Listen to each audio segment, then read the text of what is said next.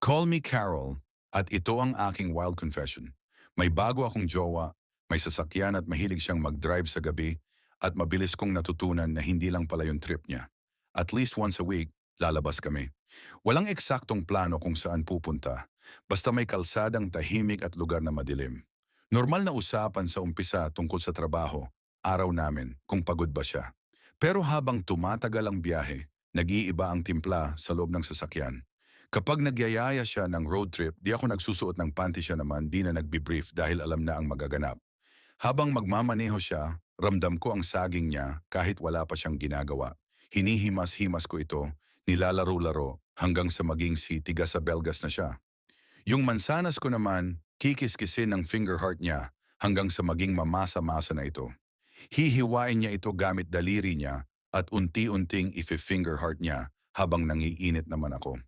Pag intinigil na niya yung pagmamaneho, sign na yon para i-blow dryer ko na ang saging niya.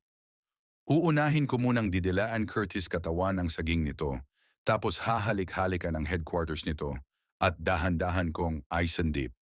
Napapamura siya talaga pag ganito. Diretso na kami backseat at ang pwesto namin, uupuan ko ang face card niya habang dilaan Curtis niya ang mansanas ko. Di ko alam pero jumu-juice talaga ang mansanas ko. Pag didilaan Curtis na niya sabay finger heart, minsan nga napapa-jingle bell ako sa sobrang sarap. Pero deadma siya tuloy ang mukbang festival. Tapos nun mag-who let the dogs out na kami. Malakas ang palakpakan ng maririnig mo. Kasi grabe siya mag-in or out by Sandara Park sa mansanas ko. At grabe siya kasi kahit nakapagpa-fireworks na siya, iga-grand entrance niya pa rin para mag-in or out by Sandara Park. Isang gabi, habang nasa gitna pa lang kami ng init, yung sandaling ibo-blow dryer ko pa lang siya. May biglang tumamang ilaw sa bintana. May boses sa labas. Parang may kumatok sa dibdib ko. Napahinto kami pareho. Yung saging niya, agad na nanahimik. Yung mansanas ko, parang biglang natauhan. Hindi kami gumalaw. Pinakinggan lang namin ang paligid. Ilang segundo lang yon pero parang humaba. Nang mawala ang ilaw at yabag, saka lang kami huminga ng sabay.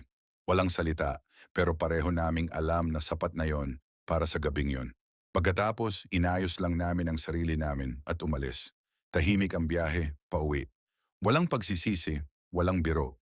Pagdating ko sa bahay, doon ko lang naramdaman kung gaano kainit yung naiwan sa katawan ko. Hindi ko alam kung hanggang kailan ganito. Ang alam ko lang, may mga gabi na hindi tungkol sa pagmamahal o plano sa future. Minsan, tungkol lang ito sa pagpayag sa sarili mo na maramdaman ang gusto mo kahit saglit, kahit lihim, kahit sa loob lang ng isang sasakyan.